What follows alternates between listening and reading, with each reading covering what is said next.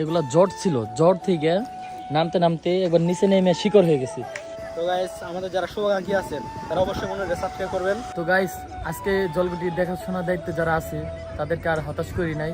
এই যে মালটা দেখেন, অনেকে লেবু ভেবে ভুল করতে পারেন। আমাদের সবাইরে পছন্দ করেন, টিম ওমর অন ফায়ার ফুল টিমরে পছন্দ করেন। যারা যারা আমাদের ভিডিও দেখেন বা আমাদেরকে ভালো লাগে, সবাই মনিরের ইউটিউব চ্যানেলটা সাবস্ক্রাইব করে দিন। আমরা বগুড়া থেকে আসছি ভাই। কোথায় গেছেন? বগুড়া থেকে। বগুড়া থেকে? আমার বয়স, আমার বাপের বয়স, আমার দাদার বয়স, তার দাদার বয়স, তার দাদার বয়স, তার দাদার বয়স। আমরা লেবু পাই না, 40 টাকা হালি কিনতে হয়। আর এই দেখে দেখেন লেবু পেরে দিচ্ছি। ভিউটা দেখেন, জাস্ট অসাম। এই পাশে ভিউটা দেখেন, একদম মনে করেন শহরে থেকে এতটা ফিল পাওয়া যায় না, গ্রামে থেকে যে ফিলটা পাওয়া যায়।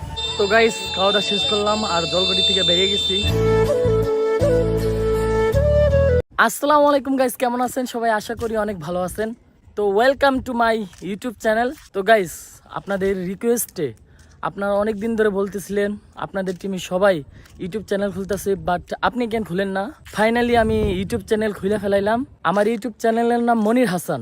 তো গাইস, যারা যারা আমাকে ভালোবাসেন তো অবশ্যই আমার চ্যানেলটা সাবস্ক্রাইব করবেন। তো অনেক দিন ধরে ভাবতেছিলাম চ্যানেল খুলবো, কিন্তু তো ওরকম মন স্থির করতে পারতেছিলাম না। তো অবশ্যই সেই চ্যানেল খুলেই ফেললাম। তো এখন কি দরকার? আপনাদের সাপোর্ট দরকার, আপনাদের ভালোবাসা দরকার। তো গাইস, অবশ্যই কিন্তু আমার চ্যানেলটা সাবস্ক্রাইব করে দিবেন। আর গাইস, এটাই আমার ইউটিউবের ফার্স্ট ব্লগ, যার জন্য একটু কথা বলতে একটু নার্ভাস ফিল করতেছি। তো আপনারা একটু মানিয়ে নিন। আর ফার্স্ট ব্লগটা আজকে আমি একাই শুরু করব, কারণ আমার টিম মেম্বার যেগুলো আছে যার যার কাজে ব্যস্ত, আর ওমরও আছে ঢাকায়। তো ওরা যেদিন আসবে ইনশাল্লাহ ওদের সাথেও একটা ব্লগ আসবে। তো আপনারা যারা যারা আমাকে ভালোবাসেন, তো আবারও বলতেছি এটাই আমার ফার্স্ট ব্লগ, কথা বলতে একটু নার্ভাস ফিল করতেছি। তো অবশ্যই আমার চ্যানেলটা সাবস্ক্রাইব করে দিবেন। আর আপনাদের ভালোবাসা পাইলে ইনশাল্লাহ রেগুলার ব্লগ দেওয়ার চেষ্টা করব। আপাতত আস্তে আস্তে শুরু করি। তো গাইস, আপনারা অনেকেই বলতেছিলেন মনির ভাই আপনারা কি শহরে থাকেন নাকি গ্রামে থাকেন? তো আজকে বলে দেই আমরা কোথায় থাকি। আমরা আসলে যে জায়গায় পড়ছি, শহর বললেও চলে, গ্রাম বললেও চলে। আমার যে বাসা সেটা গ্রামে পড়ছে, আর একটু 1 কিলো দূরে গেলেই শহর। এই যে আমার বাসা দেখান, এটা আমার হলো বাসার ছাদ। দেখেন পাশে আছে নদী, নদী না একটা বিল। তো অনেক সুন্দর প্লেসটা, বাড়ির পাশে অনেক সুন্দর একটা প্লেস, আপনারা দেখলে অবশ্যই ভালো লাগবে। আর এটাই আমার বাসা। তো যারা যারা ভাবছিলেন যে শহরে থাকি, না গাইস, আমরা গ্রামেই থাকি। তো একটু গ্রামের ফিলও পাই, শহরের ফিল পাই। তো আজকে চিন্তা করছি একটু দূরে কোথাও যাই। দূরে বলতে আমাদের এরিয়া থেকে একটু দূরে, প্রায় 30-40 কিলো। আজকে যাবো ধামরাই 60টা বটগাছ, আমি আর একটা আমার বড় ভাই। তো বড় ভাই আমার জন্য অপেক্ষা করতেছে। তো চলেন গাইস। আর গাইস, আমাদের এরিয়াটা গ্রাম সাইডে পড়ছি, আর গ্রাম সাইডের ভিউটা দেখেন, জাস্ট অসাম। আর যদি এই পাশে দেখেন ভিউটা দেখেন একবার, অসাম বলতে গেলেই চলে। আর প্রচুর বাতাস এই জায়গায়। আমরা প্রায় সময় এই জায়গায় আড্ডা দিই। এই জায়গার নামটা হলো রাঙামাটি বলে। তো আমরা বেশিরভাগ সময়, আমি ওমর, রিয়াদ, এই জায়গায় আড্ডা দিই। দেখেন ভিউটা দেখেন, আপনার মন জড়িয়ে যাইব এই জায়গায় বসে থাকলে। আমরা রাতে বা বিকাল টাইমে বেশিরভাগ সময় এই জায়গায় আড্ডা দিই। যারা যারা গ্রাম সাইডে থাকেন তারা জানে গ্রামের মজাটা কি। মনে করেন শহরে থেকে এতটা ফিল পাওয়া যায় না, গ্রামে থেকে যে ফিলটা পাওয়া যায়। তো গাইস, আপনাদের বলছিলাম যে ভাই অনেকক্ষণ ধরে দাঁড়িয়ে আছে। আসলে গাইস একদমই ভুল, আমি এই জায়গায় আসার পর কেবল ভাই আসলো। তো ভাই দেরি হইলো কে? তো আমি আরো সবাইরে বইলে এলাম যে আপনি দাঁড়িয়ে রয়েছেন, কষ্ট করতেছেন। আসলে রোদ তো পড়ছে অনেক, তাই একটু দেরি হয়ে গেছে। তো ভাই আজকে কোথায় যাবেন? আমি তো চিন্তা করছি আজকে ওই যে 60টা বট গাছ আছে না ধামরাই, ওই জায়গায় যাবো। আপনি কি বলেন, যাবেন ওই জায়গায়? তো গাইস চলেন আস্তে আস্তে ভিডিও এনজয় করেন একটু। আর এই যে ভাইদের সাথে দেখা। আমরা বগুড়া থেকে আসছি ভাই। কোথায় গেছেন? বগুড়া থেকে। বগুড়া থেকে? ভাই ওর সাথে একটু দেখা করি, মেলাদিন ভাই আপনার ভিডিও দেখি আমরা। না, আমরা এই জায়গায় মোটামুটি আড্ডা দেই। তো এখনই চলে গেতাম, কেবল দেখলেন দেখে। তো ওমরে আছে, ঢাকায় আছে। তো এখন আপাতত পাইবেন না, ইনশাল্লাহ যখন আসে আরেকবার অন্য সময় দেখা যাবে।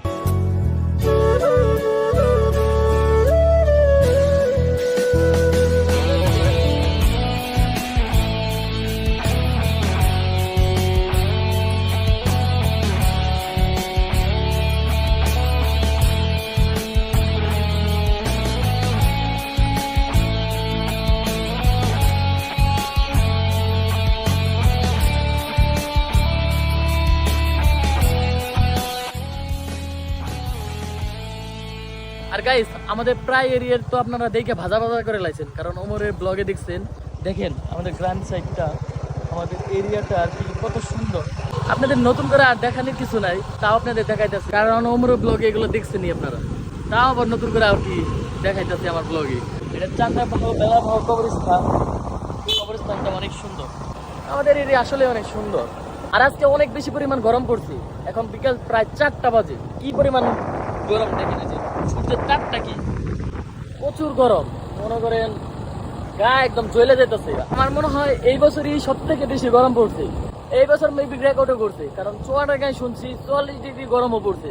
আমাদের এদিকে 42 ডিগ্রি পর্যন্ত গরম হয়েছে। আর গাইস, আমাদের এরিয়ার রাস্তাটা দেখেন, জাস্ট আপনাদের মনটা জুড়িয়ে যাইব। এত সুন্দর রাস্তা, এরকম রাস্তায় ঘুরতে ভালো লাগে। আপনারা আসলে ঘুরে যাবেন আমাদের এরিয়ায়।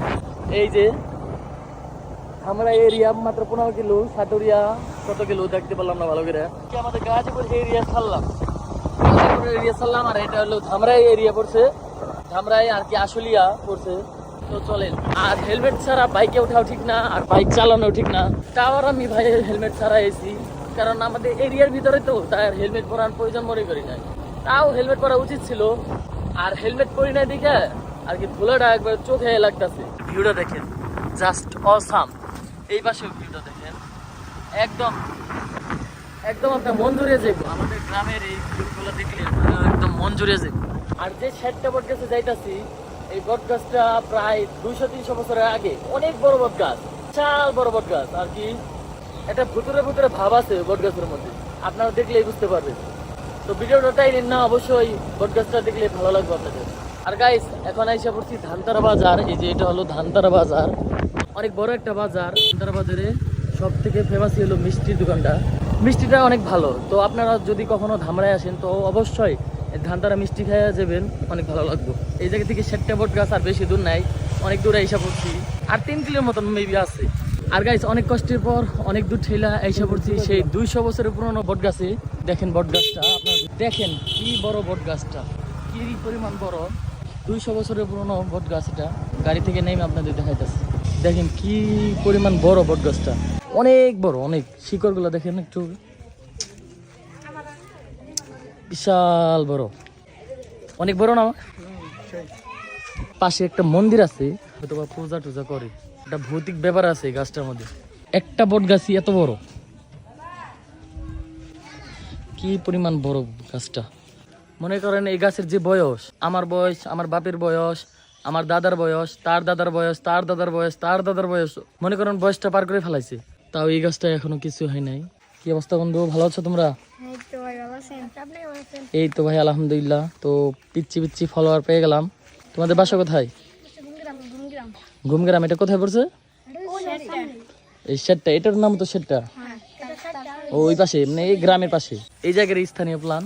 তো গাইস, বলতে গেলে চলে, অনেক পুরনো একটা বট গাছ, একটা ভৌতিক ব্যাপার আছে, দেখলে বুঝতে পারবেন। আর এই যে এই পাশে একটা মন্দির আছে, ছোট্ট একটা মন্দির। যে এটা হলো মেন, এখান থেকে সরিয়ে সরিয়ে এত দূর আইছে। পুরো গাছটা একটা গাছই, মানে অনেকে ভাবতেছেন মনে হয় অনেকটি গাছ, না গাইস, একটা গাছই এটা, পুরো গাছটা একটা বিশাল বড়। আর এই বট গাছের পাশে একটা ছোট্ট দোকান আছে। তো এই জায়গায় সব কিছু আছে, পানি আছে, ঝালমুড়ি আছে, ছোট্ট দোকান আর কি। মানে পর্যটক যারা আসে এই জায়গায় এই গাছটা দেখতে, তাদের জন্য আর কি। আর যখন এরা আগের বার আইছিলাম, এই রংগুলা দেখি নাই, এই রংগুলা নতুন করছে, সাদা রং দিয়ে দিছে, চুন দিয়ে দিছে হয়তো বা। আপনারা ভাবতেছিলেন মনে হয় এগুলা শিকড়, এগুলা জট ছিল, জট থেকে নামতে নামতে একবার নিচে নেমে শিকড় হয়ে গেছে। মানে সবগুলা জট নেমে, বট গাছ থেকে জট নেমে এগুলো শিকড় হয়ে গেছে। গাইস, এটা হলো বট গাছের বাইরের সাইড, দেখেন পুরো বট গাছটা এখান থেকে দেখেন, বিশাল বড়, পুরো একটা গাছের এত বড় জায়গা জুড়ে একটা গাছই শুধু। বাইরের সাইড থেকে অনেক সুন্দর বট গাছটা। আর এই বট গাছটা বিশাল একটা জায়গা জুড়ে চার সাইডে ছড়িয়ে আছে, করে এই পর্যন্ত দেখেন নিচে শিকড়, অনেক মানুষ বসে রয়েছে এই জায়গায়, বিশাল একটা এরিয়া জুড়ে। যারা যারা ধামরায় আসবেন তো অবশ্যই ধানতারার 7টা বট গাছে এসে ঘুরে যাবেন, নয়তো অনেক কিছু মিস করবেন। তো ভাই চলেন, চলে যাই। দেখলেন তো, আগে কি এরকম বট গাছ দেখছেন? না না না, দেখাইলাম আপনাদের ঘুরে ঘুরে। তো চলেন গাইস, এখন চলে যাই। গাইস, ধানতারা আরেকটা জিনিসের জন্য বিখ্যাত, সেটা হলো এই যে দেখেন লেবু বাগান। এই যে দেখেন কি পরিমাণ লেবু। আপনি ধামরায় বেশিরভাগ জায়গায় আর কি লেবু চাষ করে, প্রত্যেকটা বাগানে আর কি একটু পরপরই লেবুর বাগান। আর এই পাশে মেবি মালটার বাগান আছে, এই যে দেখেন মালটার বাগান, এই পাশে মালটা চাষ করে। এটা হলো লেবু বাগান আর এটা হলো মালটার বাগান। এই যে অনেক মালটা ধরছে, দেখেন পুরো গাছেই মালটা ধরছে, অনেক মালটা, বিশাল বড় মালটার বাগান। এই যে মালটা দেখেন, অনেকে লেবু ভেবে ভুল করতে পারেন, আসলে এটা মালটা। আর গাইস একটা জিনিস দেখেন, আমরা লেবু পাই না, 40 টাকা হালি কিনতে হয়। আর এই দেখেন লেবু পড়ে রয়েছে, বাগানে লেবু পড়ে থাকে, কি পরিমাণ লেবু। আর এই পাশে আছে মালটা, আমার পিছে আছে লেবুর বাগান, সামনে মালটার বাগান, এইদিকে আবার কলা বাগান। জিনিসটা অনেক ইন্টারেস্টিং। লেবুর বাগানের পাশে মালটা বাগান, মালটা খেয়ে যেতে পারতাম কিন্তু পাকে নাই, আর বাগানে মালিকও নাই। এখন যদি মালটা খাইবার যাই, পিটা নিয়ে একটা মাটিতে পড়বো না। আর গাইস ঘুরতে ঘুরতে চলে আসলাম আমাদের এরিয়ার মোস্ট পপুলার জায়গা নিশিন্দাটি। দেখেন এই জায়গার ভিউটা, এই জায়গায় আপনারা হয়তো বা অনেক দেখছেন ওমরের ব্লগে, তো আপনাদের আমি আবার নতুন করে দেখাইতেছি। বন্ধু ভালো আছো?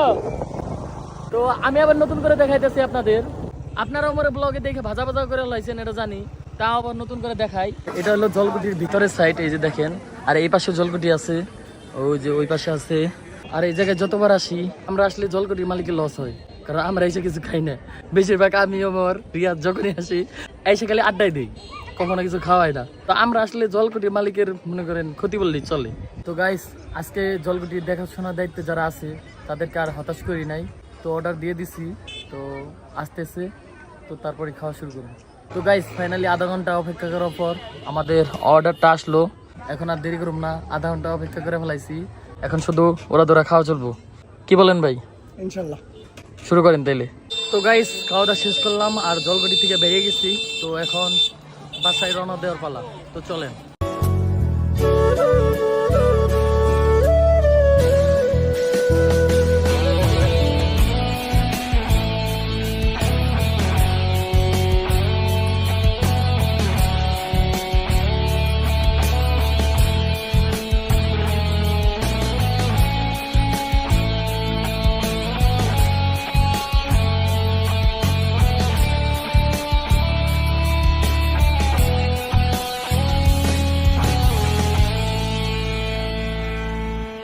তো গাইস অবশেষে এরিয়া এসে বললাম, আর এরিয়া এসে পেয়ে গেলাম সাজ্জাদ রে, রহমান রে আর রিয়াদ রে।